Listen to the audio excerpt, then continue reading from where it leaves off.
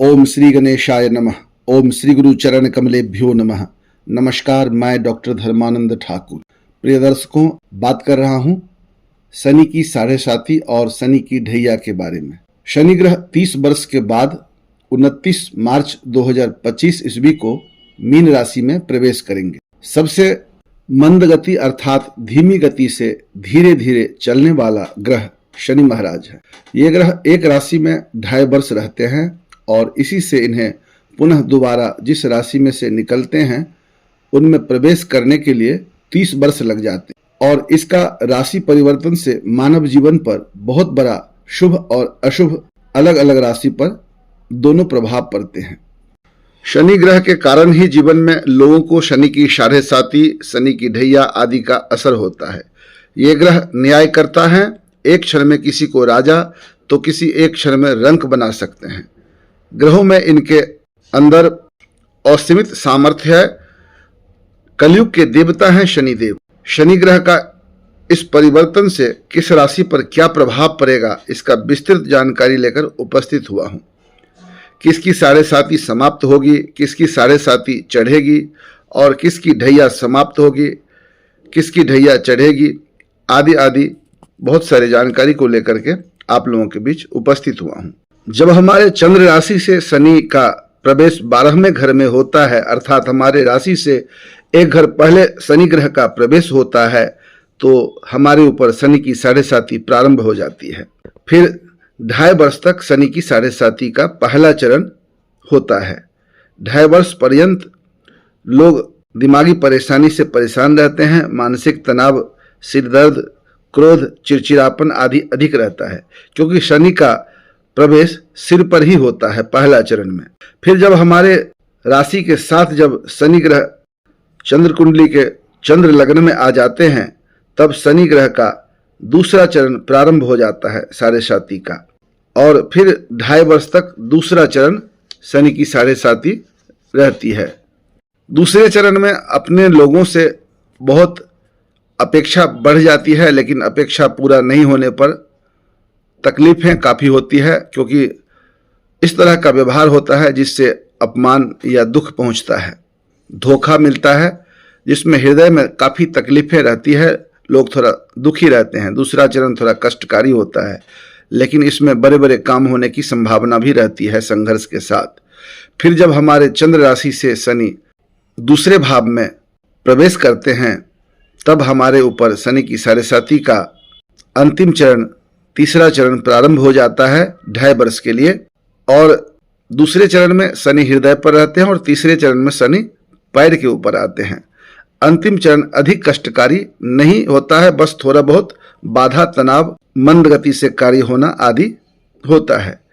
इसमें अंतिम चरण में शनि की साढ़े साती जाते जाते काफ़ी लाभ भी देते हैं। इस तरह से 2.5 चरण के 3 चरण अर्थात 7.5 वर्ष की साढ़े साती शनि होती है।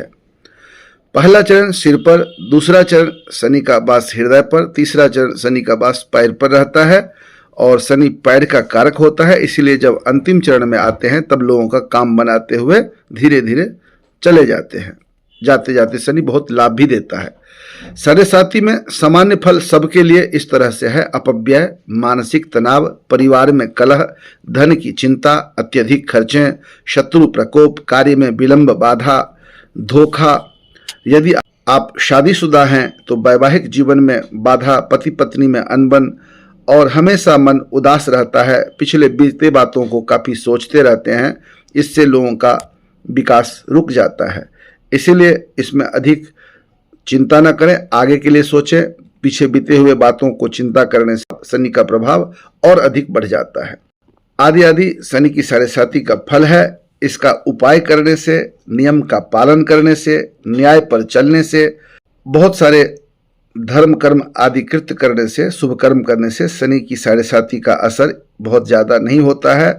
और किसी किसी के कुंडली में यदि शनि योगकारी ग्रह हैं, जैसे वृष राशि, तुला राशि, इन सब में शनि योगकारी ग्रह अच्छे रहते हैं, और किसी का शनि उच्च का है या बढ़िया जगह बैठा हुआ है, तो उससे भी शनि की साढ़े साती अधिक बुरा फल नहीं देता, कई बार शुभ फल भी देता है। साढ़े साती और ढैया का फल एक जैसा ही होता है। साढ़े साथी 7.5 वर्ष के लिए और ढैया 2.5 वर्ष के लिए जब आते हैं तब रहते हैं 2.5 वर्ष तक।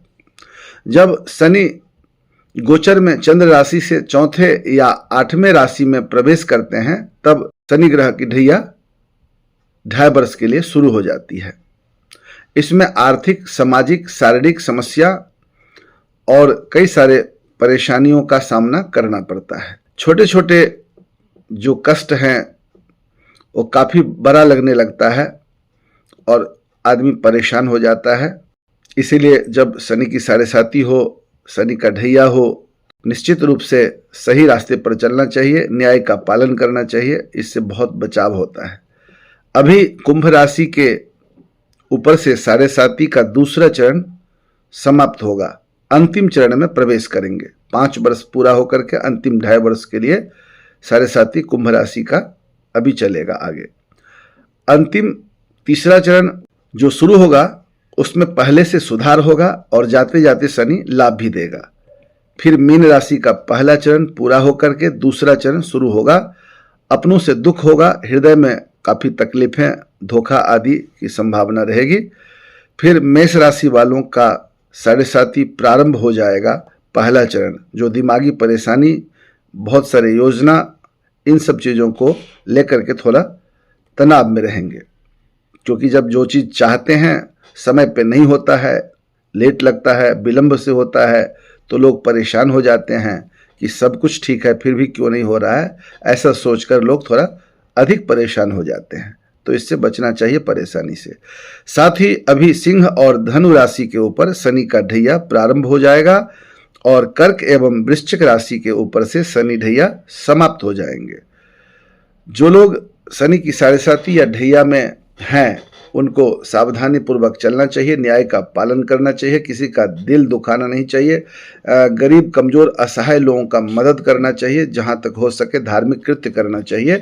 तो शनि का बुरा प्रभाव आपके ऊपर कम होगा और शनिदेव प्रसन्न होंगे तो आपको बहुत बड़ा आदमी बनाएंगे, धन धान्य आदि की वृद्धि करेंगे। कहते हैं कि शनि प्रसन्न हो तो राजा बना सकते हैं और शनि नाराज हो तो लोगों को सड़क पर भी ला सकते हैं।